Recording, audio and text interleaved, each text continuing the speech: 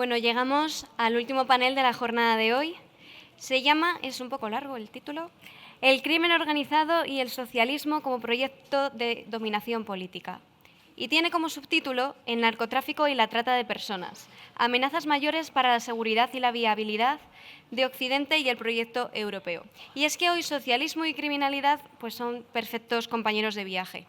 Y es que mientras hablamos, el narcotráfico financia en Iberoamérica a regímenes autoritarios pues, que corroen las instituciones democráticas y exportan desestabilización al resto del mundo. Una amenaza que no es ajena para Europa. Para este panel contamos con Norma Yarro, que es congresista del Perú, Carlo Fidanza, eurodiputado de Fratelli d'Italia, Meir Petit, que es investigadora venezolana experta en crimen transnacional, y Miguel Ángel Quintana Paz, que es filósofo y director académico del Instituto de Ciencias Sociales, Económicas y Políticas aquí en Madrid. Vamos, lo que todos conocemos como ISEP. Un aplauso.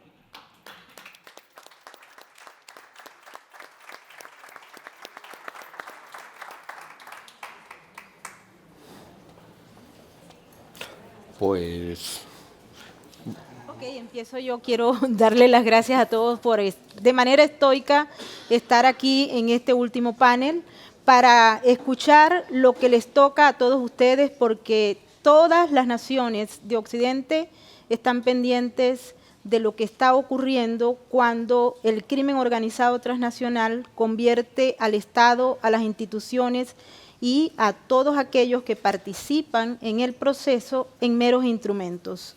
Empecemos con este video, y no sin antes agradecerle a los organizadores, a Herman Terch, a Paloma y a todos ustedes por estar acá. Empecemos con el video y luego vamos a detallar los elementos que hemos logrado concebir en 26 años de desarrollo del crimen transnacional como gran empresa en Venezuela.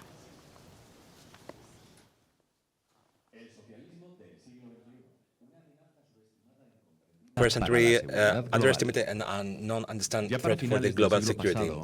Last century, those for decades expanding communism all over Latin America knew there were institutions, organisms making unviable to instaure dictatorship in the region.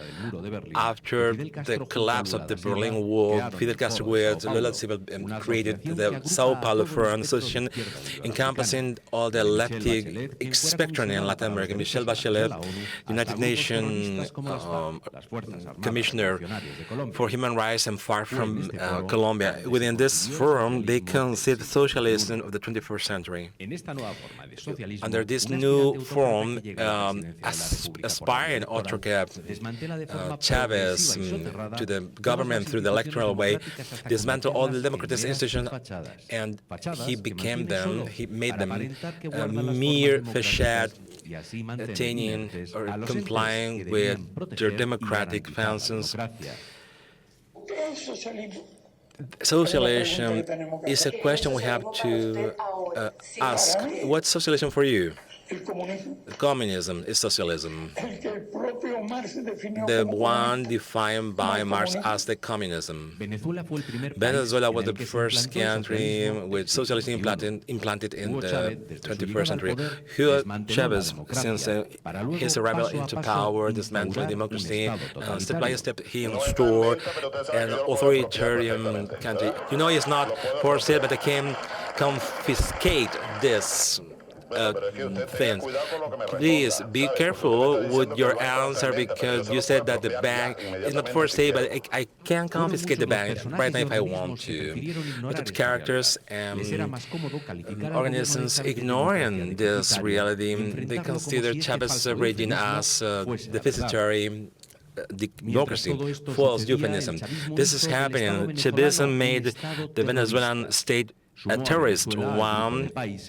He added Venezuela to those governments destroying Western society, democracies.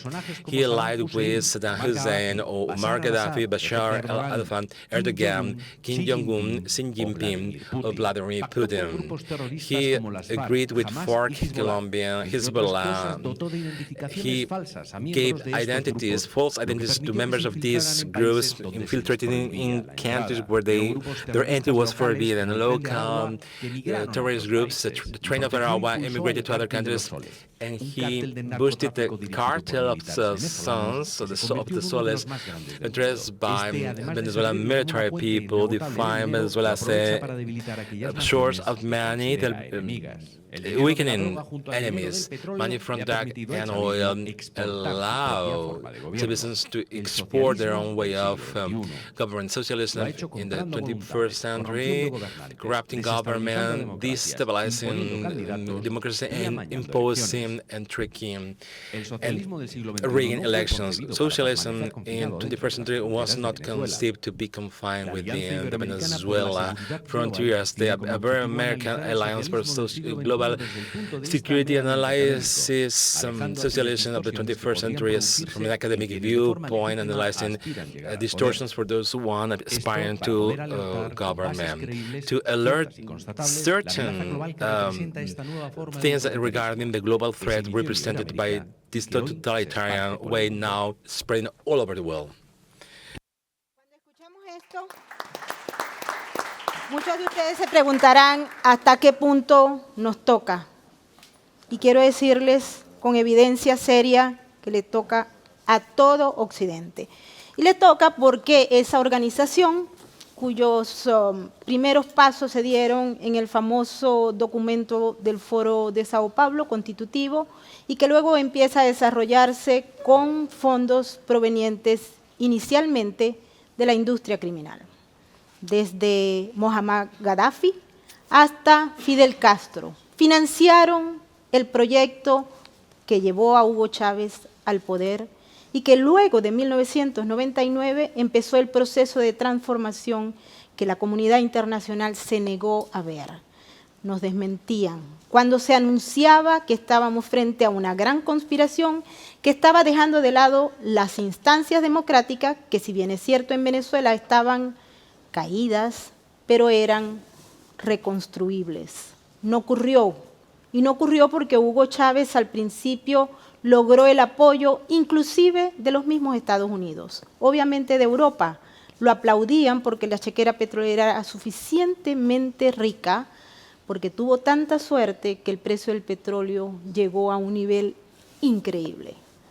Empezó un proceso también de construcción que nos trae noticias desde Nueva York el día de ayer, porque siempre se decía que el cartel de los soles, y todavía inclusive hoy se dice, los que se señalan de oposición estructurada y aquellos que son del régimen y que buscan romper las narrativas según la cual el cartel de los soles no existe, el Tren de Aragua no existe, el régimen venezolano no es un régimen, y hemos escuchado a Nicolás Maduro decirlo en los últimos días con mayor ahínco en la medida en que se le ha venido complicando el panorama, motivado entre otras cosas a que el presidente Trump volvió a la Casa Blanca.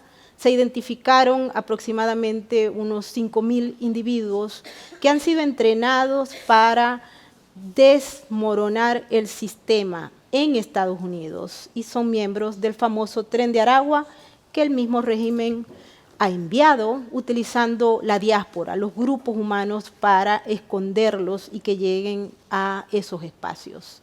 También en estos momentos está bajo la discusión la designación del cartel de los soles, que en un principio era el cartel del sol y luego se convierte en el cartel de los soles, porque los componentes de la Fuerza Armada llegaron a alianzas estratégicas bajo la dirección de Hugo Chávez y con la línea directa de Cuba y de otros, como Gaddafi, por ejemplo, entre otros, a una alianza con las Fuerzas Armadas Revolucionarias Colombianas. Y cuando decimos que queremos seguir exponiendo y que ya esto no es una conspiración, les recordamos que el día de ayer en la noche, Hugo Carvajal Barrios, que lo tuvieron ustedes acá muy acomodado y ayudado por muchos instrumentos de ese Estado que se pretende convertir en una empresa criminal, se declara culpable de cargos muy graves.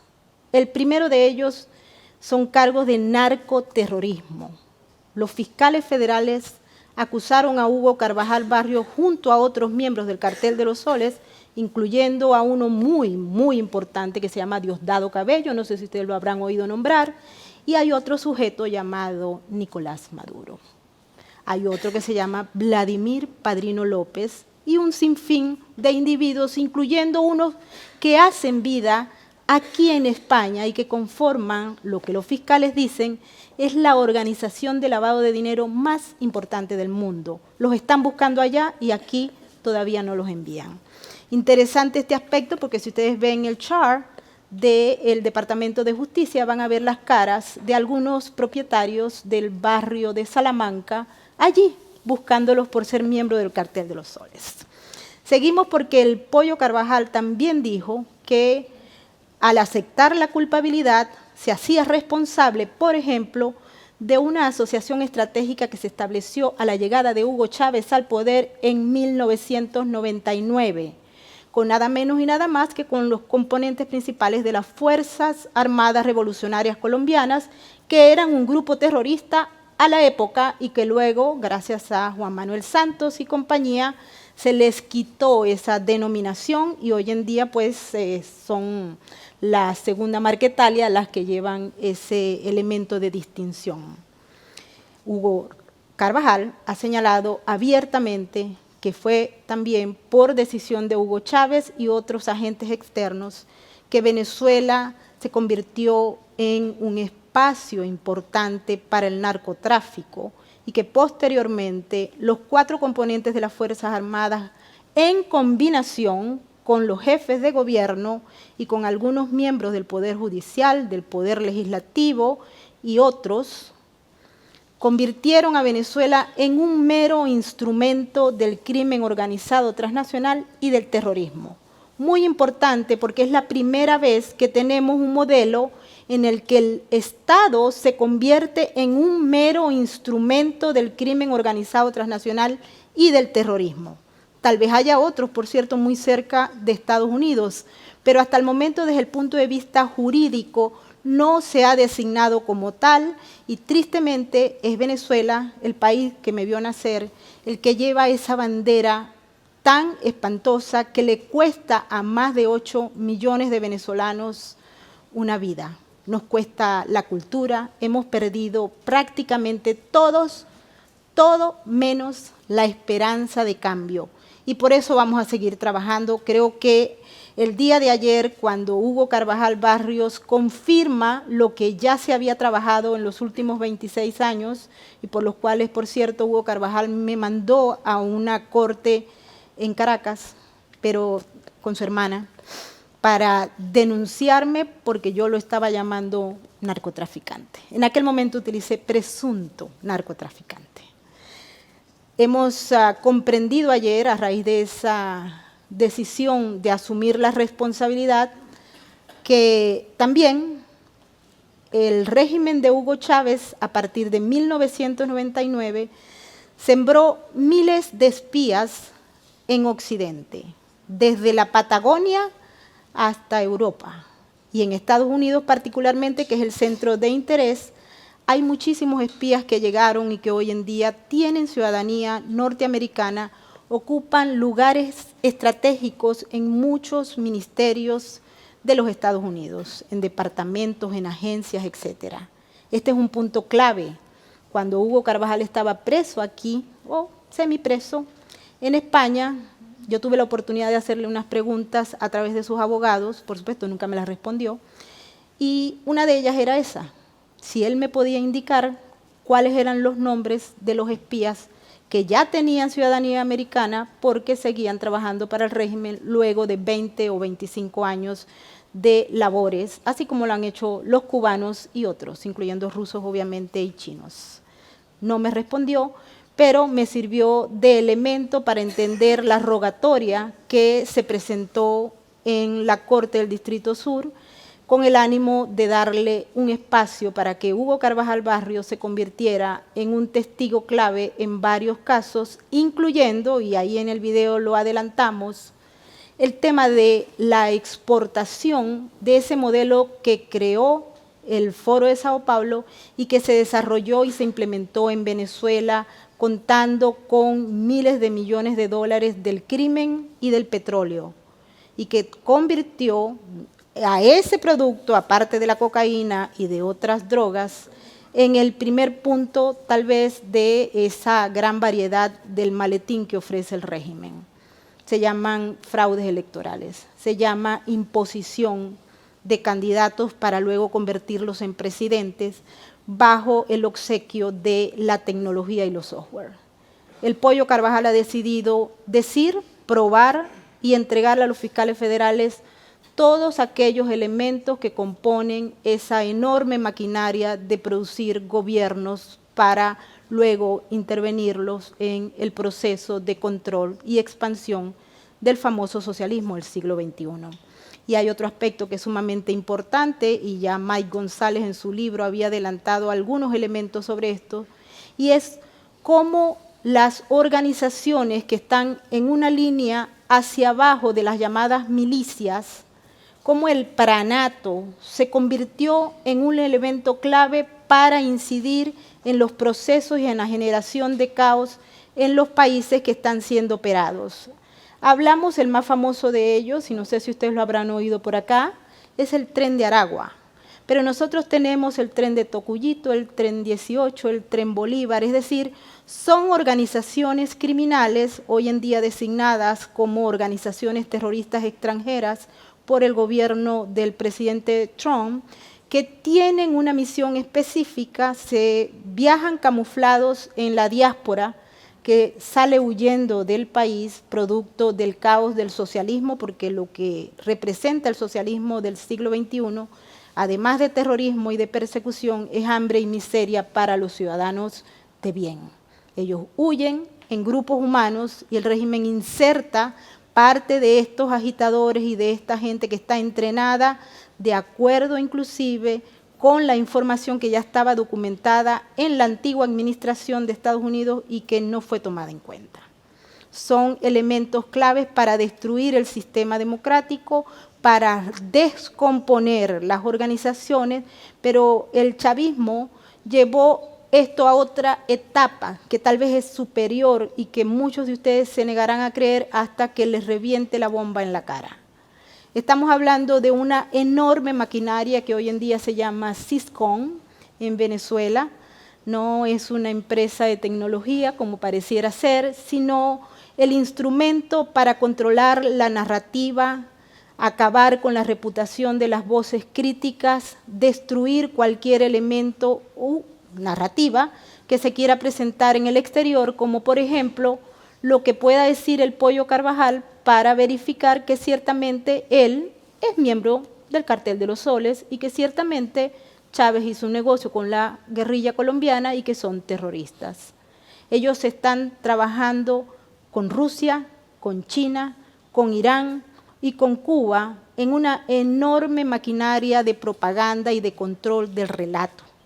Y se están imponiendo. Ayer en la noche, era madrugada acá, yo hice un vivo para dar detalles sobre ese acuerdo de cooperación y tuvimos aproximadamente en un superchat de YouTube más de 1.500 bots, soldados digitales que repetían de manera constante el mismo mensaje para descalificar, 1, al Departamento de Justicia de los Estados Unidos, 2, al sistema de justicia de los Estados Unidos, 3, al presidente de los Estados Unidos, 4, al sistema de Occidente, sistema democrático. Pero adicionalmente a ello, querían también borrar, tal cual como lo hizo Hugo Carvajal aquí, en España, de todo mecanismo que pudiese vincular al régimen, que no quiere que le llamen régimen, con el crimen organizado transnacional y el terrorismo. Son elementos claves y allí hay un paso para lo que ustedes puedan ver en un futuro tristemente no muy lejano. El crimen organizado transnacional y las empresas de terrorismo estatal están a la venta y hay muchos que la han comprado, muchos que están en cercanía y que forman parte de esa misma organización y empresa o cartel. Hay una poca capacidad de la ciencia política en estos momentos para redefinir lo que estamos observando luego de ese proceso que nace en 1991 en un proyecto ya establecido y la realización del mismo como gran laboratorio y zona de operaciones en Venezuela. Y quiero concluir compartiendo con ustedes la nueva etapa, porque si ustedes se habían pensado que esto llega hasta aquí, pues despiértense porque esto todavía no ha llegado a su fin. Estamos en un proceso, hemos logrado avances significativos, pero el régimen está preparado para una nueva etapa que se está construyendo en base al dinero proveniente de la industria criminal, a los aliados internacionales, regionales y suprarregionales, y adicionalmente a ello, a los mismos organismos que operan en conjunto con el régimen para acabar con los sistemas democráticos representativos o constitucionales y darle paso a los modelos de carácter autoritario donde hay un solo partido. Tenemos en estos momentos la construcción de un nuevo modelo estratégico para el partido PSUV, a cargo única y exclusivamente del Partido Comunista Chino. Tenemos todo lo que ha sido la formación de los nuevos líderes. La revolución bolivariana está renovando a los jóvenes, esa revolución está creciendo hacia abajo con la construcción de cuadros en los barrios formados por el Partido Comunista Chino. Tenemos en nuestras manos los manuales, cómo se crea un concepto de maoísmo a la caribeña, cómo empieza a formarse la idea desde los 12, 13 años a cambio de un plato de comida, porque el socialismo compra mentes y almas con hambre. Y eso es lo que está pasando en Venezuela, en los barrios. Se creó el sistema de control vecinal para controlar cualquier elemento de disidencia, y en estos momentos se está trabajando, y el 27 de julio vamos a tener en Venezuela un nuevo modelo que nos va a llevar a una etapa diferente. Son, de acuerdo al régimen, elecciones de alcaldes y de miembros de los consejos municipales. Y de acuerdo a esta triste realidad de la empresa criminal, es el control absoluto del territorio para pasar, estamos en un proceso de mutación, a un sistema territorial comunal complejo. Eso es lo que dicen los documentos del régimen y nos va a llevar a un sistema un poco más complicado, pero afortunadamente hay muchos ojos que se están abriendo. Hay mucha gente que está tomando conciencia, la conciencia de muchos que se están despertando, pues han observado lo que habíamos denunciado por 2 décadas y media y que hoy se ha hecho realidad. Tristemente está en muchos otros países. Así es que creo que en lugar de entristecernos, esto es un paso importante, porque al desnudar el modelo del socialismo del siglo XXI, vamos a ayudar a todos los países que están infectados con esta horrenda metástasis y llevar hacia la justicia a los principales protagonistas de este evento, que estoy segura los van a ver muy pronto en los medios de comunicación que todavía se atrevan a presentar información real y no propaganda.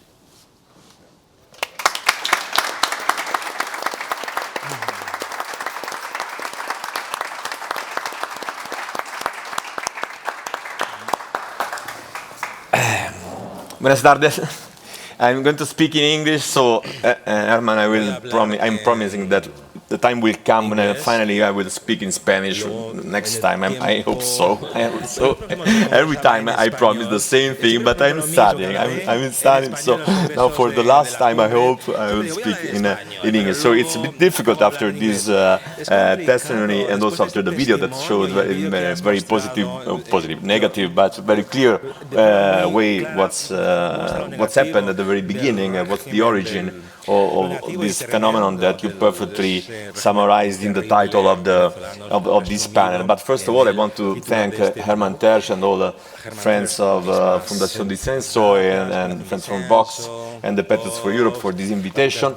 I'm very happy of our cooperation that is still ongoing on these topics that we shared in the previous mandate together. I used to say that I've had a master in Herman, teaching me many things and giving me the passion to follow all these items. And so I'm still here together with him in our group, even if we are in different groups now, to say that we are still together fighting for the same battle. And this is very important, politically speaking, and this is also something that is giving us some satisfaction, we can say, because if you are following a bit what's happening at the level of the Brussels bubble, when it comes to speak about something different from the mainstream positions that we suffered in the previous terms, now the new term used to identify this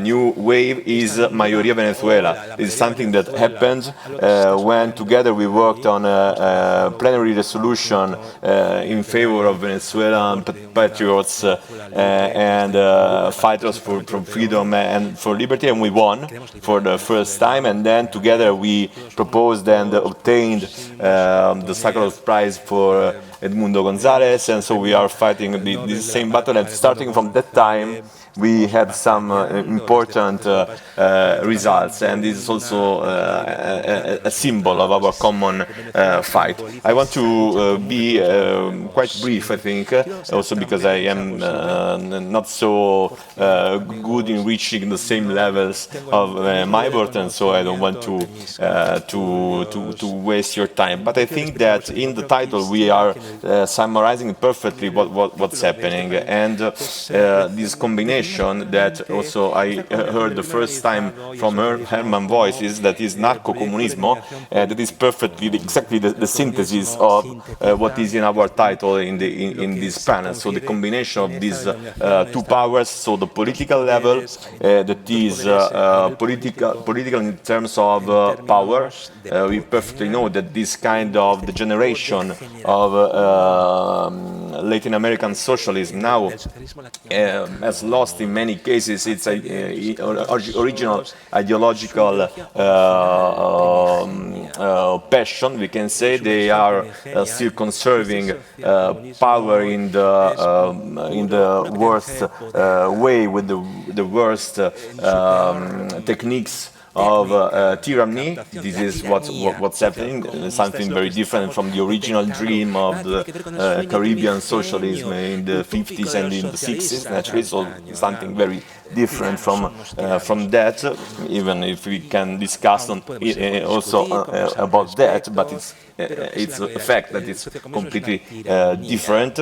And politics, and in terms of external and third countries' interferences, you perfectly mentioned the role of China, that is now in this new version, but it's before this, it's an economic penetration that is fulfilling the space that we as Europeans and as Western, we left in all the continent in order to allowing them to organize themselves with the external powers, supporting their domestic powers to build their own infrastructures, to stabilize their fake democracies, and to keep their power stronger and stronger. This is a model that raised and has been enforced by the external support, that is ideologically speaking from Cuba naturally, and then practically speaking and economically speaking from China,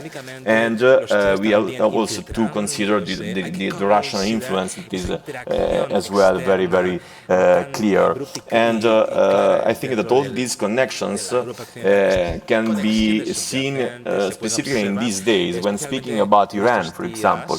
After the American attack towards Tehran, if you see the most vocal reactions from national governments, you see the list of the narco-communist governments and their proxies. We saw naturally Cuba, Venezuela, Colombia, Chile, and all these Latin American countries were the first ones to defend Iran against finance the military operation from the U.S. So it's not the case. Naturally, it's not by chance, by case. It's something that shows this kind of link very clearly. At the same time, this link with the organized crime has been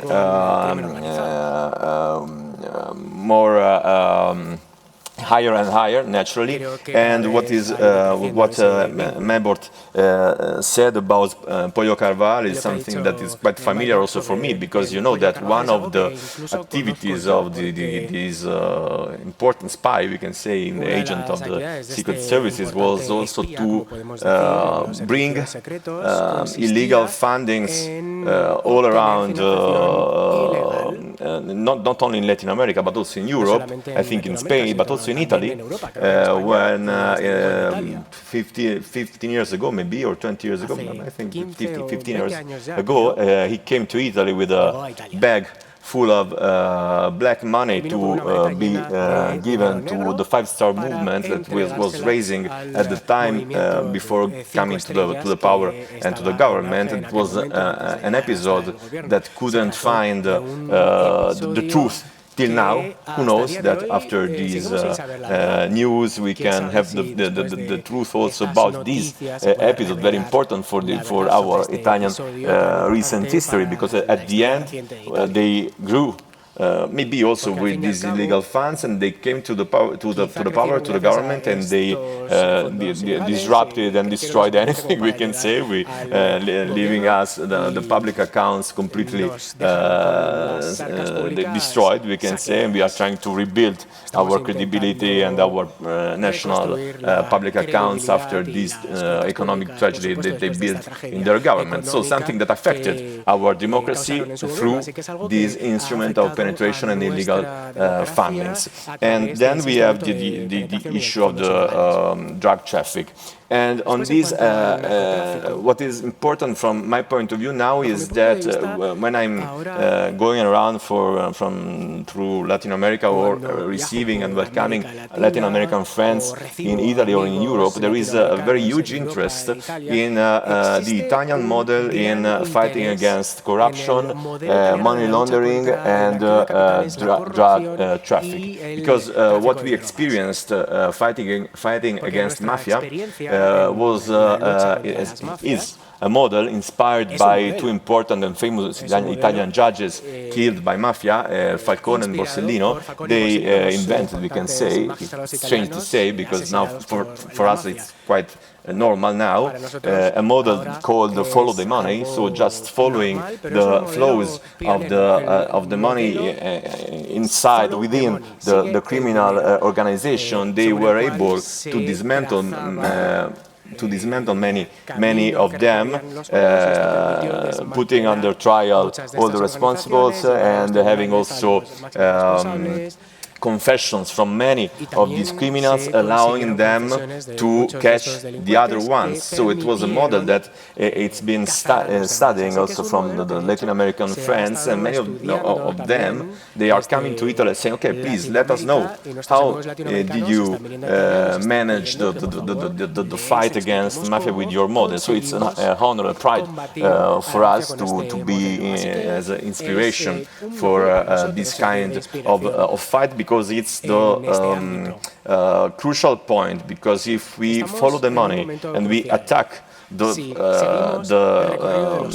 source of this criminal connection, at the end we will be able to attack the political resistance of these regimes. And final point is about migration. Same issue. The instrumentalization of illegal migration is another source of financing for these criminal organizations. And I want to mention that in the last G7 meeting in Den Haag a few days ago, Giorgia Meloni was leading a working group about migration, in which the final declaration of this group was exactly about the follow the money model, as a model useful to destroy destroy the criminal organizations using human beings traffics in order to finance all these kind of illegal activities. The last point is the use of this kind of money for the support of terrorism. I mentioned Iran a few minutes ago, and we perfectly know that the same kind of financing has been used in the recent past, for example, from the FARC and from the Mexican drug cartels, and also from the Brazilian criminal organizations to support Hezbollah. So they bring money from the drug traffic and they use for weapons and arms in order to support terrorist organizations all over the world. So this is all under the same connection. For this reason, this is a real threat for the Western civilization, and for this reason, the role, the negative role of the left, the political left in Europe and all around the world is even worse, because the narrative that they are showing, supporting the cancel culture, the leyenda negra of Spain, and all these subcultural narrative against the Western values is the substratus, we can say, on which they are funding their criminal model. So the cultural battle on one side and the concrete battle against illegal financing, traffics, migration, instrumentalization, and terrorism are connected. And this is the reason why we are speaking about this, and why we are fighting together in order to apply models that can help us to fight against this two-head monster that we have to defeat. Thank you.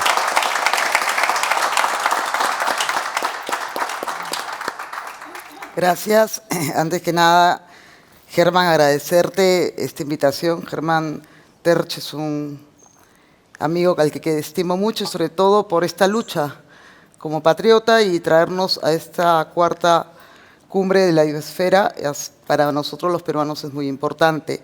También a Paloma Adrados por esta organización. Creo que este panel es muy importante, sobre todo por el momento que vivimos todos. Creo que esta, digamos, imagen que ya tenemos sobre lo que viene pasando no solamente en Europa, sino en Latinoamérica, y lo que pasa especialmente en mi país, es algo que tenemos que tener muy en claro, que si no lo decimos fuerte, claro, y no entendemos que esto se va a repetir cíclicamente, y no solamente nos unimos como foros, sino actuamos como actúan ya el Foro de Sao Paulo y las demás naciones, inyectando dinero para que sigan creciendo estas organizaciones criminales, vamos a continuar en lo mismo. Y yo hablo porque a nosotros nos gobierna parte de una organización criminal. Y yo creo que lo que estuvo ahí gobernando, que fue Pedro Castillo, un golpista, y hoy la vicepresidenta, que es una comunista, porque no va a cambiar de un día para otro, una comunista para volverse de derecha, volverse de centro, es parte de una organización criminal. Y que se está levantando un país. Y que de pronto podemos tener muy a la puerta, porque ella fue tesorera de un prófugo como es Vladimir Cerrón. Y hay que hablarlo porque yo siempre lo repito y vengo diciéndolo. En mi país, las organizaciones criminales están siendo no hoy financiadas por el narcotráfico. La minería ilegal hoy está matando al Perú. Y lo está matando porque está metiendo muchísimo dinero. Dinero en grandes cantidades, y está comprando partidos políticos. Está financiando a políticos para que el próximo Congreso de la República de mi país tenga a grandes líderes para poder llevar a esta nación al comunismo nuevamente. Estamos teniendo la posibilidad de que un líder comunista que no pudo candidatear porque fue tachado en una candidatura como Cerrón pueda ser dispensado de una sola acusación que le queda para que pueda postular en estas elecciones del 12 de abril. Lo que quiere decir que no hemos aprendido absolutamente nada. Yo pertenezco a un partido de derecha, con un candidato que es Rafael López Aliaga, el único, creo, partido conservador. Nos dicen fascistas, nos dicen ultraconservadores, pero si para mí eso significa la libertad, la familia, la patria y la dignidad, que me lo digan 1000 veces.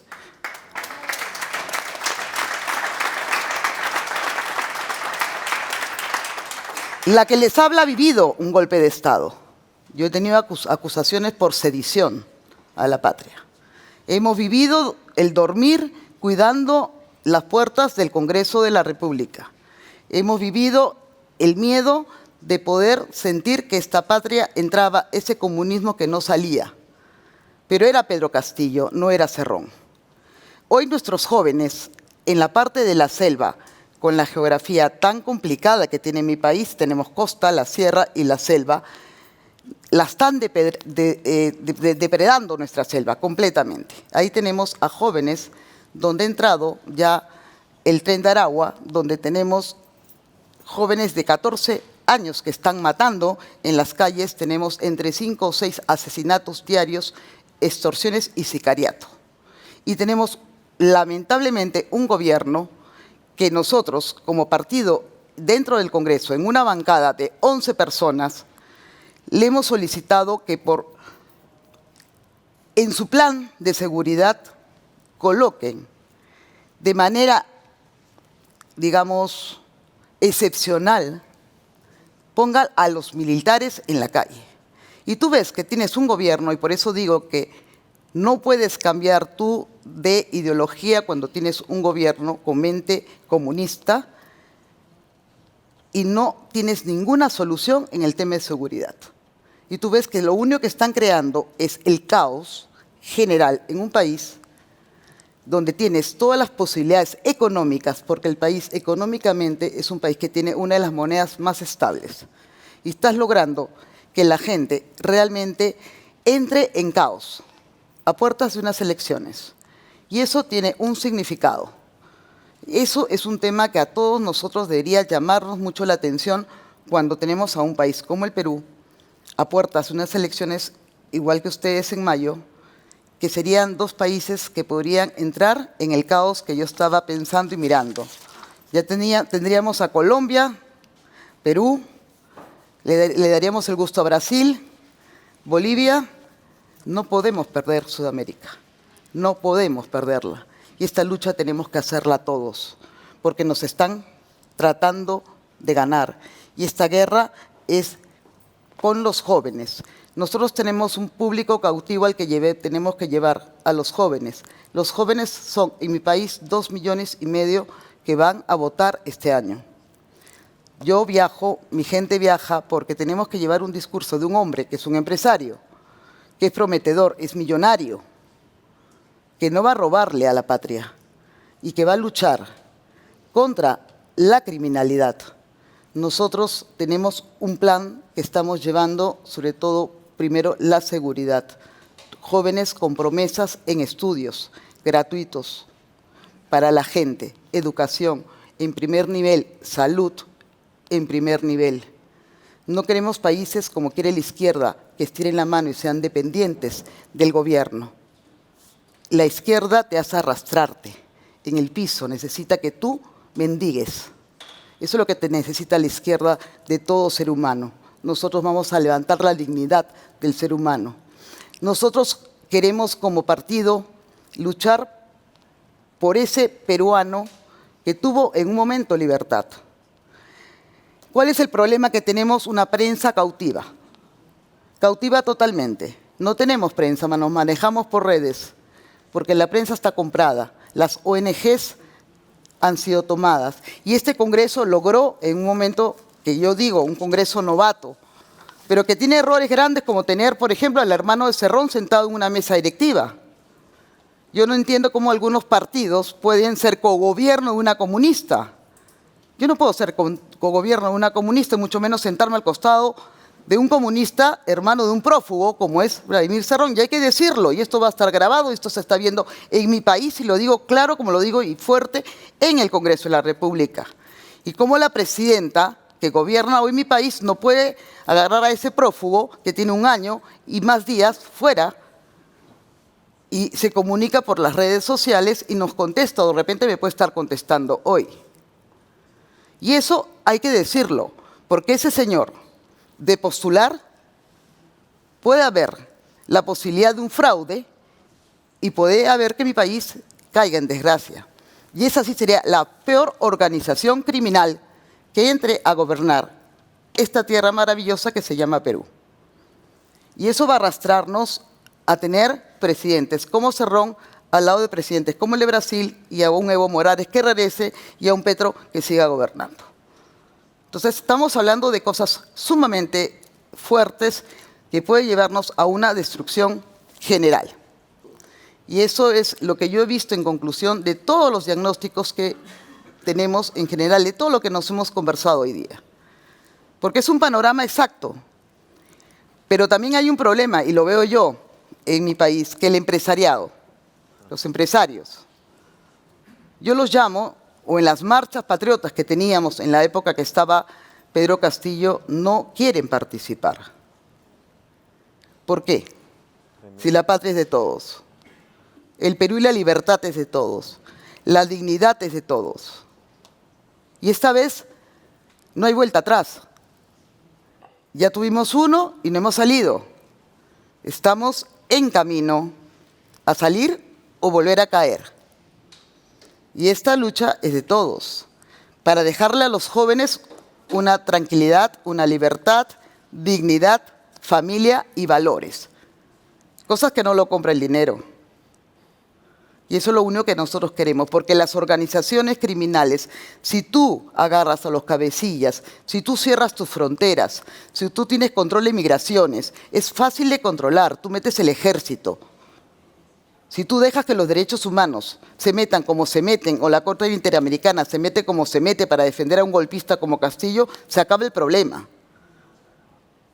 Y si tengo que salirme de la Corte Interamericana para poder salvar mis derechos, me salgo. Porque primero están los derechos de mi familia, del futuro de mi país. Y me tengo que salir, me salgo. Pero necesitamos un gobierno que entre con mano dura, cuidando al ser humano, y eso es la pretensión es nuestra como partido político. Sé que va a ser una lucha muy dura con 45 partidos que postulan en esta oportunidad, pero la diferencia entre la derecha y la izquierda es que la derecha se desune y la izquierda se une. Y esa es la lección que tenemos todos que aprender. Porque por más buenos planes que tengamos, si no aprendemos a dejar los intereses personales de lado y nos unimos para buscar un mismo fin, no vamos a ganar esta lucha tan dura que tenemos, porque ellos siguen avanzando, ellos siguen teniendo esa meta de copar, de quitarnos esta palabra tan linda que es libertad.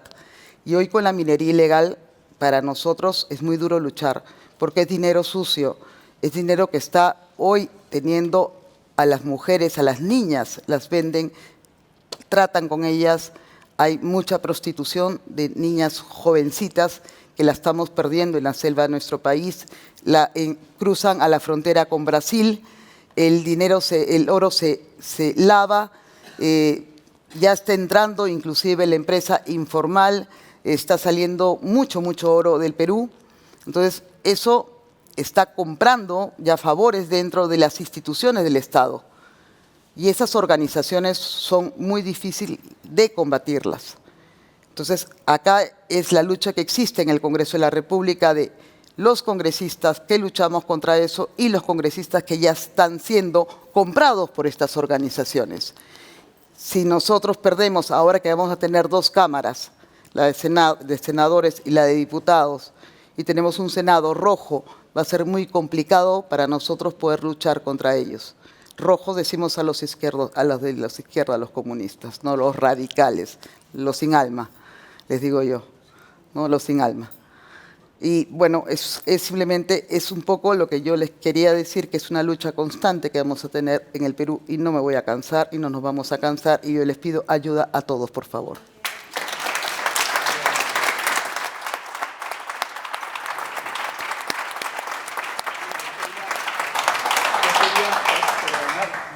Habéis dado cuenta que vuestras palabras, primero felicitaros, no sé si os habéis dado cuenta que tienen importancia porque Europa empezaba a desmoronarse por el... ¿Por qué?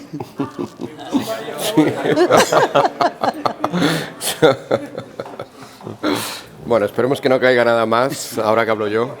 Que mantengamos al menos lo que tenemos. Mi turno ahora, que va a dar paso luego inmediatamente a algunas preguntas, a un breve diálogo entre todos nosotros.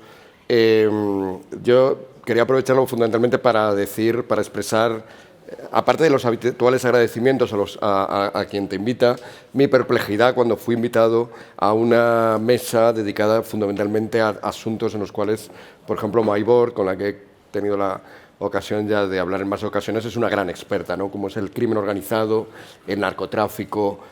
Bueno, es un asunto de suficiente enjundia como para que a mí, en principio, al verlo al inicio del título de mi panel, me extrañara.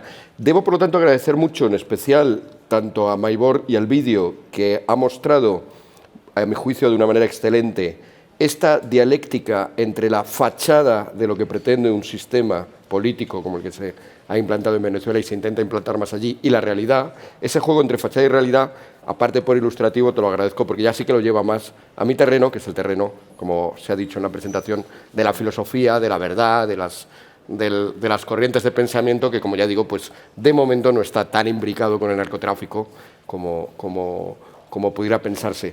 Y también le agradezco mucho a Carlo la parte final de su intervención, en la cual también ha vinculado estrictamente la cuestión de qué narrativas son las que están funcionando como sustrato a partir del cual, narrativas obviamente antioccidentales, de leyenda negra, a partir del cual pues puede funcionar ya este sistema que también había definido Herman hace tiempo como narcocomunismo, ¿no? Este sistema nuevo.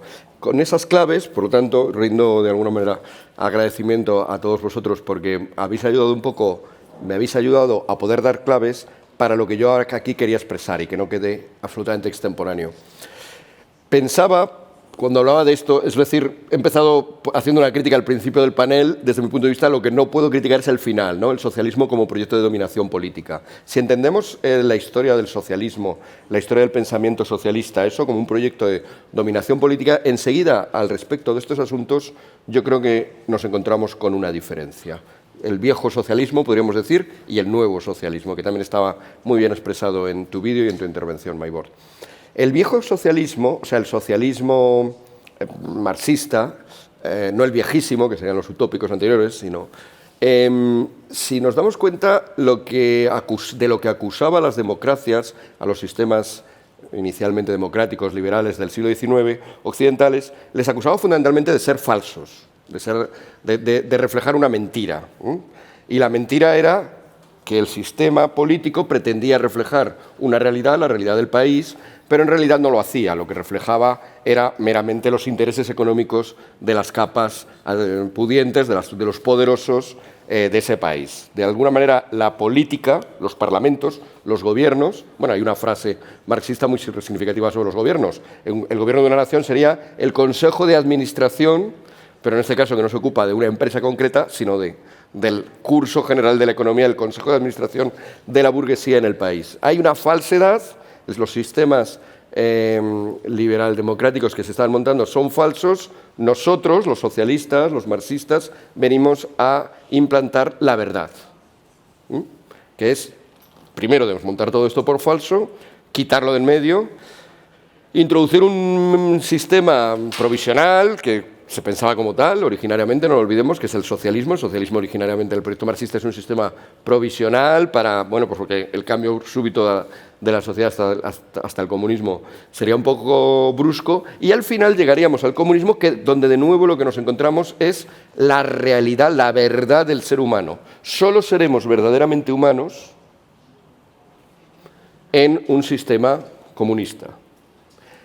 De hecho, la característica del ser humano hoy en día y a lo largo de toda la historia es que ha sido deshumanizado, no ha sido humano de verdad, está fuera de su verdad. Es el concepto de alienación, ¿no? El concepto de que estamos fuera de nosotros, ¿no? Estamos alienados, soy otro distinto. Cuando decimos que alguien está alienado, es que está loco, no conectado, no es esa verdadera persona, es otra cosa rara. La sociedad, todos los seres humanos estamos alienados, y el comunismo, al final, ese futuro que se veía a veces al alcance de la mano, nos iba a revelar nuestra verdad. Bien, creo que ya mostrando esto se puede ver la diferencia con el sistema que estamos aquí tratando y que estamos exponiendo.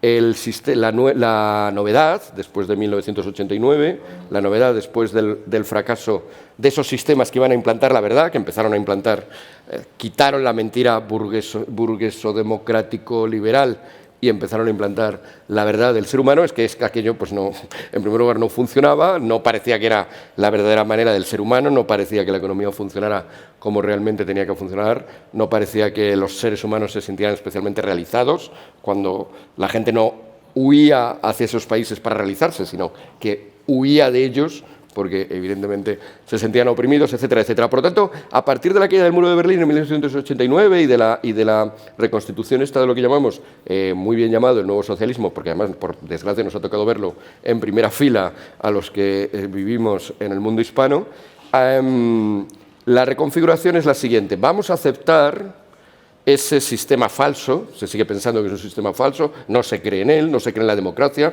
no se cree en la democracia liberal, y cuando... Pues por eso, cuando viene bien, se da un golpe de Estado, como en el caso de Castillo. No se cree en él, pero vamos a sostener la hipocresía de la cual nosotros acusamos a los otros. Es decir, vamos a hacer como que nos lo creyéramos. Pero en el momento en el cual podamos manejarlo, en el cual tengamos poder, vamos a manejarlo exactamente como nosotros acusamos a los otros, creemos acusar a los demás de hacerlo. Es decir, como algo absolutamente de mera fachada, de mera excusa, con la utilidad de que de esta manera desactivamos la crítica que se nos puede hacer a nosotros. Y de nuevo, por desgracia, el ejemplo claro es Venezuela, lo contabais muy bien, como durante muchos años pues se la llamaba democracia defectuosa, pero claro, no se le podía quitar el nombre de democracia porque aparentemente todos los elementos formales de una democracia, tribunal constitucional, parlamentos, gobiernos, elecciones periódicas, estaban ahí. El problema es que estaban fachadas, era una especie de gigantesco escenario. Y esto responde a lo que me juicio es un defecto, ya lo digo claramente, de las democracias liberales, que es esa obsesión por el formalismo. Si las formas funcionan, si lo abstractamente formal funciona, si tenemos estas instituciones, si tenemos este contrapeso, ya todo va bien. Ya no hay nada de lo que preocuparse porque eso nos va a garantizar que todo funcione. Yo creo que en ese sentido la experiencia chavista es ya iluminadora. O sea, no podemos de modo alguno seguir sosteniendo la fe en sistemas que por sí mismos van a autorregularse y van a impedir que un tirano llegue al poder porque ha pasado y está intentando pasar en muchos otros sitios. Entre otros, por cierto, en España. Estoy hablando en un día muy peculiar para España, no sé si lo sabéis los que sois de fuera, porque es un día en el cual el Tribunal Constitucional ha aprobado algo manifiestamente inconstitucional. Entonces, pero desde el punto de vista que estoy diciendo, formalmente, si lo constitucional es lo que dice el Tribunal Constitucional que es lo que dice el sistema formal, pues ya está. La amnistía es constitucional y de hecho va a figurar ya como tal. Está ahí. Entonces, yo creo que a otro nivel, pero en una dirección peligrosamente similar, lo estamos constatando también aquí, este juego, ¿no? Entonces, yo creo que este problema que tenemos es extraordinariamente peleagudo, ¿no? ¿Cómo se reacciona a él? Pues hay gente que intenta una y otra vez creerse todavía, hacer como que se cree el sistema y que por algún motivo cuando tengas fe en el sistema se va a autorrenovar o algo así, no sé. Es una visión que confieso que me resulta difícil de entender y probablemente a Maibord o a algunos de vosotros os resultará más difícil de entender, pero es así.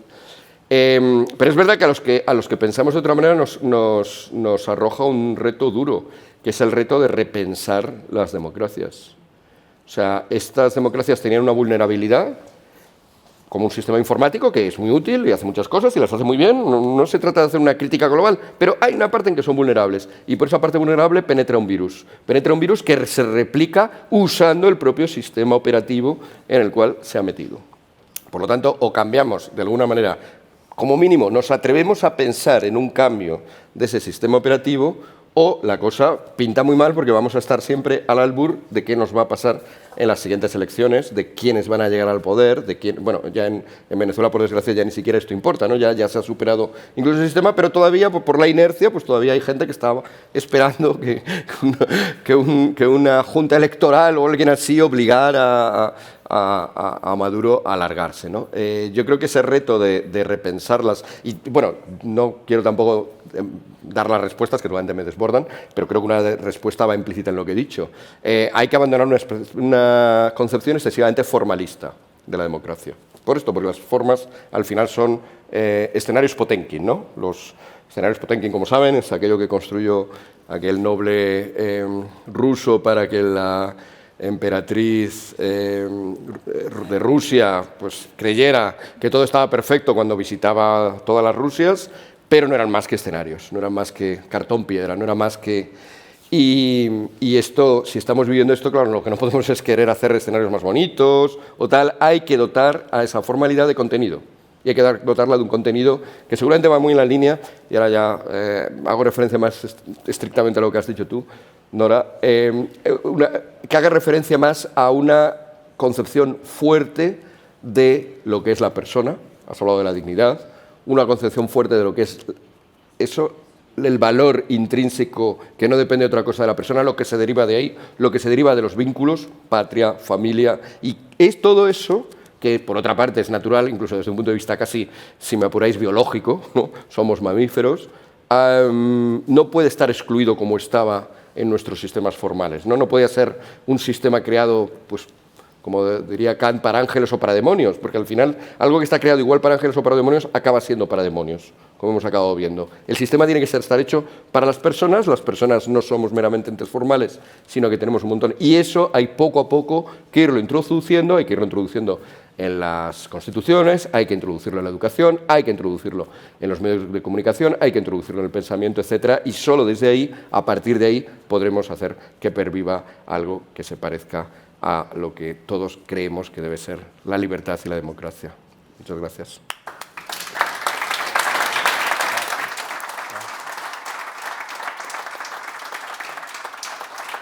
Uno de los aspectos claves que queríamos poner de manifiesto, y esto muchos venezolanos y cubanos, tal vez nicaragüenses y bolivianos, lo sienten porque nosotros venimos del futuro.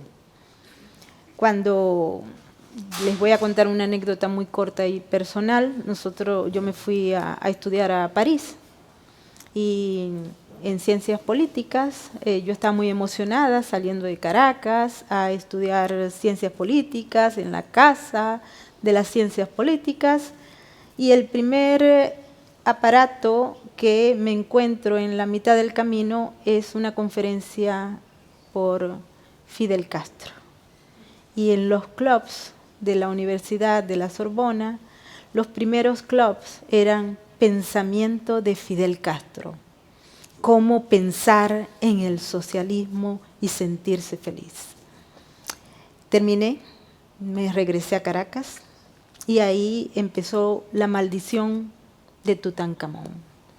Vi cómo se destruyó el sistema que ya tenía el germen en el siglo XX, y se me ocurrió la genial idea, bueno, no fue por decisión propia, obvia, estaba huyendo, de irme a Nueva York. Y cuando llego a Nueva York, descubro que estoy de vuelta en Caracas, pero no tomé el avión de regreso. Exactamente lo mismo, solo que con un toque mayor de maoísmo. Entró con modelos de partidos políticos desde las universidades, escuelas, centros de comunicación y periodistas, ONGs, gobiernos. Y luego se fue mezclando y entremezclando con banderas sociales que tienen que ver, y ahí estamos en la búsqueda de la verdad y el pensamiento, Miguel, que une a Hezbollah con Hamas, con los grupos pro-palestinas, con los grupos del régimen venezolano que hacen vida en Nueva York, adicionalmente a los miembros del Tren de Aragua que nos hacen la vida tan difícil que ni siquiera podemos recibir un paquete de Amazon porque se lo llevan en la estructura de distribución que tienen controlada de la A a la Z, aprovechando los beneficios del Estado, aprovechando los beneficios que otorgó el Estado federal y aprovechando los beneficios de las fronteras abiertas. ¿Qué podemos nosotros entender de esa conexión tan extraña que vivimos en las calles de Nueva York? Y ahora, para colmo, y mucha gente me ha preguntado sobre ese tema, tenemos a un candidato por el Partido Demócrata Radical que está vinculado directamente a organizaciones extremistas y que ha levantado la mano a favor de las antifadas, pero que adicionalmente a ello está en la ciudad donde se alberga la mayor comunidad de judíos fuera del Estado de Israel. Vaya problema. Seguimos acarreando la maldición de Tutankamón. Yo me sentía, yo decía, somos los venezolanos. Muchos me lo habían planteado en Washington. ¿Son ustedes los que traen esto? ¿O esto estaba aquí y ustedes nos están ayudando a entender y a pensar de una manera diferente? En París lo vi, en Caracas lo vivimos, lo experimentamos a piel. Y en Nueva York, todos estos años lo he experimentado y hemos observado cómo la sociedad se ciega ante la incapacidad que se genera de manera caótica y con mucho dinero, de que la gente no tenga la capacidad de pensar críticamente, de entender y de aplicar sencillamente el sentido común y observar que estamos frente a un modelo que nos está destruyendo como civilización y que ha conquistado todas las mentes sin ni siquiera pegar un tiro. Nosotros estamos frente a lo que Hugo Rafael Chávez Frías en aquel 1998 planteaba como una guerra simétrica de carácter psicológico, cuyas batallas se daban en el cerebro de la gente. Hoy en día estamos aquí, llego a España y me siento en casa, me siento como si hubiese vuelto a Caracas, pero tal vez un poco peor, porque toda la experiencia de Venezuela, de Cuba, de Bolivia y de Nicaragua pareciera que en muchos casos no sirvió de nada, sino para alertar y ganarnos el apelativo de fachas, de terroristas, de alarmistas, de conspiracionistas, etc. Creo que llegó el momento y yo estoy muy contenta de estar acá levantando y mostrando nuestra experiencia para que se tome conciencia, y creo que ese es el deber que tenemos todos, porque no podemos permitir que estos grupos encadenados con banderas sociales nos tomen ya no por asalto, sino por inacción, por la falta y la capacidad de dar una respuesta contundente a este mal que está acabando con Occidente, pero que no lo van a lograr.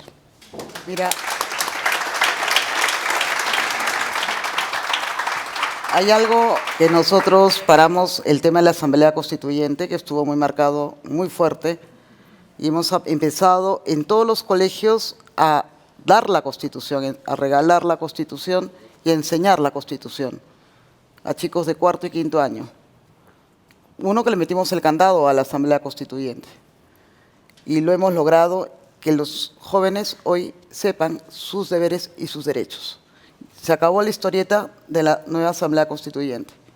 Y este Congreso, ¿qué cosa hizo? Repuso el Tribunal Constitucional, vio la Junta Nacional de Justicia, eligió al Defensor del Pueblo. ¿Qué más hicimos? Varias cosas hemos hecho, bueno. Y todo eso es lo que pusimos al Banco Central de Reserva, que tenemos a un gran señor ahí que mantiene la moneda como la tenemos. Todos esos logros, pues, le metimos el candado al cierre del Congreso, son lo que se pudo lograr en estos 4 años, ¿no? Entonces, yo creo que estos avances son lo que hemos podido hacer en estos 4 años. Ahora tú dirás cómo es que se mantuvo esta señora ahí en el cargo. Es la estabilidad económica que también necesitaban de alguna manera el país. No significaba que los partidos políticos hicieran un cogobierno. Es distinto a tener la estabilidad política de cogobernar. Y esa es la parte que yo digo, ¿cómo es que es posible que exista un hermano de un comunista en una mesa directiva de un parlamento? Pero es bueno que este tema de la Asamblea Constituyente, que había por todas partes, hoy en nuestra Sierra Colegio sepan cuáles son tus derechos, cuáles son tus deberes, tengas tu Constitución y sepas que es una constitución que nos ha dado tranquilidad durante muchos años. Y eso es, creo, un trabajo que los mismos congresistas jóvenes están haciendo, caminando. Y es una cosa bastante importante. Obviamente, se han mejorado algunas cosas, pero nos ha quitado a nosotros un peso muy, muy grande, porque estuvo muy fuerte la nueva Asamblea Constituyente y que la gente realmente ni siquiera la había leído, nunca no sabía ni por qué la pedían, ¿no? Entonces, esos mantras que tienen los de izquierda, que es el divisionismo, el odio, ese odio, ¿no? Es el discurso que va marcando en la gente. Entonces, caminar, porque es un caminar, ¿no? Y llevar de alguna manera una reconciliación. Por lo mismo que nosotros somos un partido pro familia, pro ser humano, es también una reconciliación. El divisionismo lo crean ellos mismos porque ellos tienen envidia y odio.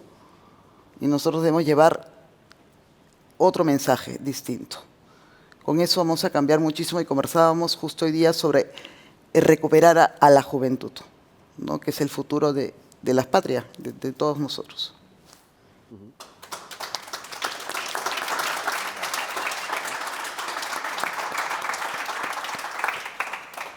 Bueno, pues no sé si hay alguna pregunta y terminamos la sesión. Ahí hay una pregunta. ¿Qué solución ven para México? ¿Que pida auxilio a Estados Unidos para que combata a los narcotraficantes? ¿O que Estados Unidos piense que son terroristas y vaya por ellos? ¿Qué solución hay? ¿O hay otra distinta, ¿no? A ver, México es uno de los principales y más viejos modelos de narcoestado, en el que el crimen organizado transnacional pone y quita presidentes, pone y quita diputados. Yo tuve la oportunidad de estar el año pasado en las elecciones, donde resultó ganadora la señora Claudia Sheinbaum. Tuve la oportunidad de observar con mis propios ojos cómo el crimen organizado decidía quién era y no candidato, y el que no estaba de acuerdo con ellos sencillamente se ponían y los mataban en fila. Observamos cómo una plancha de un partido quedó desierta porque los mataron a todos. Y eso tiene valor. También tuve oportunidad de presenciar los juicios de los más grandes narcotraficantes mexicanos, como por ejemplo Joaquín El Chapo Guzmán, donde desfilaron tal vez los más grandes criminales que se habían conocido para la época, porque los chavistas no habían llegado en ese momento. Y al Mayo Zambada, por ejemplo, y muchos otros que han pasado por las cortes de los Estados Unidos. Y no me queda la menor duda que la integración, aunque en los casos de Venezuela y Bolivia se dieron de una manera tal vez un poco más estratégica, en México el crimen organizado transnacional tiene el poder político, pero también tiene el poder económico y tiene el poder de la generación de los nuevos mecanismos que vamos a ver tristemente a futuro, porque hoy en día el partido Morena controla el sistema de justicia, controla el poder legislativo. No sé si ustedes se dieron cuenta de los resultados de los últimos procesos, llamémoslos procesos, porque el tema de elecciones nos lleva y evoca a la democracia. Y ese concepto ha sido confiscado, al igual que el sistema como tal, por parte de estas organizaciones criminales.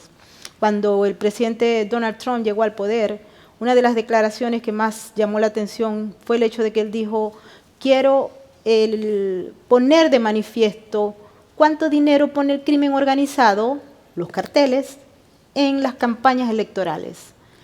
A los pocos días, la presidenta Sheinbaum envió a 30 criminales narcotraficantes que los Estados Unidos tenían solicitándole al Estado mexicano por lo menos unos 40 años, entre ellos el que asesinó a la gente de la DEA, Kiki Camarena. Los envió y ni siquiera el Departamento de Justicia sabía que iban a llegar, y tuvieron que hacer gestiones a última hora para recibir a los criminales que habían sido solicitados. Eso nos da, en el marco de la revisión cronológica de los hechos, un elemento bastante interesante, y es que Claudia Sheinbaum quiso agradar al presidente Trump obsequiándole 40 narcotraficantes de larga data, cuyas edades están por lo menos superiores a los 60 años y si va a cadena perpetua, ahora se discute pena de muerte, pues no va a ser mucho el daño, pero la relación que hay entre el poder y el crimen organizado en México es amplia, clara y se conoce muy bien en Estados Unidos. Se propusieron algunas soluciones que podrían ser efectivas medianamente. Número 1, la designación de los carteles de la droga como organizaciones terroristas extranjeras, con lo cual se le otorga al Estado norteamericano la capacidad para actuar con mayor eficiencia y eficacia que si no se hace dicha designación. El número 2 fue la utilización de instrumentos que todavía siguen vigentes, a pesar que pertenecen al siglo XIX y que han sido muy criticadas por los radicales de izquierda que tienen poder particularmente en los medios de comunicación. Y está otro tema que es sumamente importante y que lo vimos ayer y lo aplaudimos con mucho énfasis, y es el hecho de que se identificaron varias organizaciones bancarias y financieras que le permiten a los carteles lavar dinero y enviar los fondos provenientes de la venta del fentanilo, de la droga, de otros tipos, desde Estados Unidos y Canadá hasta los bolsillos de los narcotraficantes. Eso es muy importante. Se ha puesto como elemento clave que esos bancos van a ser intervenidos y no van a poder operar, al menos en el sistema financiero estadounidense, pero vale la pena recordar que México pertenece al Tratado de Libre Comercio y tiene algunas responsabilidades que, si bien la señora Sheinbaum ha tratado de echarle tierrita, pues no lo va a poder hacer porque hasta ahora está firmado. Vamos a ver qué pasa el año que viene.